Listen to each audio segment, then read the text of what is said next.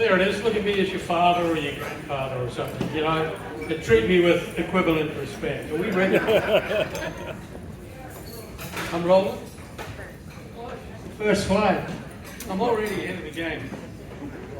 All right, so I called up drinkers who I've known for 48 years, which is longer than many of you have been alive, and I said, mate, so I can tailor my remarks to this audience, tell me a little bit about them. And he said they come from everywhere, which is an egregious violation of Marketing 101 in the digital world. So I decided the most important universal truth I could give you is the essential distinction between Australia and New Zealand. Australia is really nothing but a gigantic desert with one or two towns on the perimeter where the descendants of convicts live. New Zealand, by point of contrast, is a magnificent jewel in the South Pacific.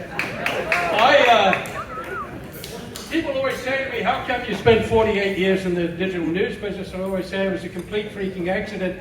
I disgraced myself on air one night in front of 20 million people at the BBC. I'm not going to tell you about that now because Shipley doesn't like me to waste time, but I'm yours for a Lefroy in the bar later on. They moved me as far away from the gaze of the general public as they could.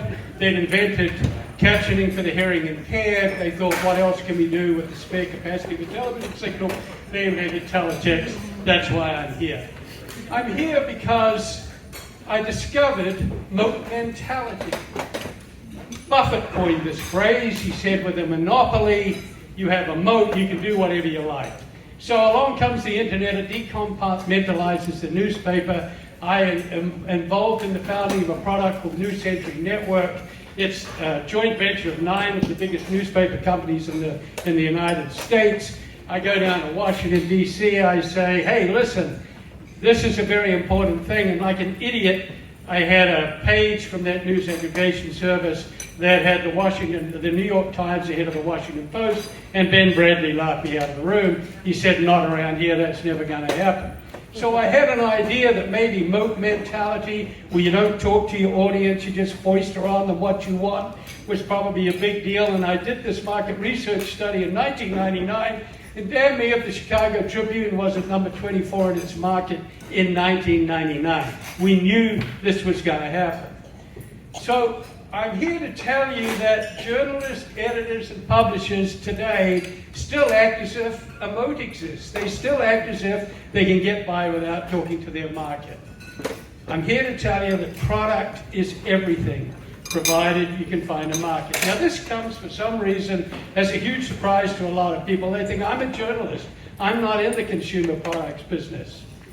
You are. You are in the consumer products business. So I went to the LA Times. I said, you're in the consumer products business. And the editor jumped up and down and said, how dare you come in here and call my newspaper a product? But it is a product. It's a product for consumers. So there's no such thing as a news business. Here's 7 things. Any newsroom is just an investment in building an audience. Once you build the audience, then you can sell it to advertisers or you can get them to charge. But first, you've got to build an audience. Secondly, what I've discovered is that journalists know very little about the applied science of marketing. They think marketing happens after they've dreamed up a news product. Then you kind of advertise it, and they think marketing is promotion. It's not. Marketing helps you discover what the product should be. In a world where users are locusts, where they arrive, they devour, they depart, you've got to try to convince them to stay. Therefore, you've got to differentiate your product. You have to ask yourself, what is the problem you're trying to solve? You have to know a little bit about business planning, marketing, product development, promotion, leadership and management, operations. You have to know the basics about running a business. Hello, if there's anybody here from schools of journalism, this is what you need to be teaching. You have to understand marketing. What's happening in marketing? We're heading headlong towards the market of one. In 1988, when I was alive, the price of accessing a name, address, and purchase behavior in a database was $7.14. We all know what happened. It's the same thing happening in advertising. No longer is mass advertising cost per thousand relevant to an advertiser worth anything. Now it's, can I reach the prospect today? 7, What I've also noticed is that journalists like you and me aren't prepared to accept the hard reality about their product. They aren't prepared to look at their product and say, okay, is this really working? What you're in the business, really, when it comes down to it, is finding product market fit. Who is this product for, and does it fit that market? So you're in the consumer products business. I was on a plane the other day, and I reached into the COVID-infested back pocket of the seat in front of me, and there was an airline magazine, and in it was an article about giving presentations. And what I discovered is that after 2 minutes, you've lost about 10% of your audience.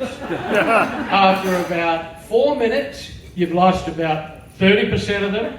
And after Shipley's famous 4 minutes, actually, more than 90% of your audience is engaged in one form or another of a sexual fantasy.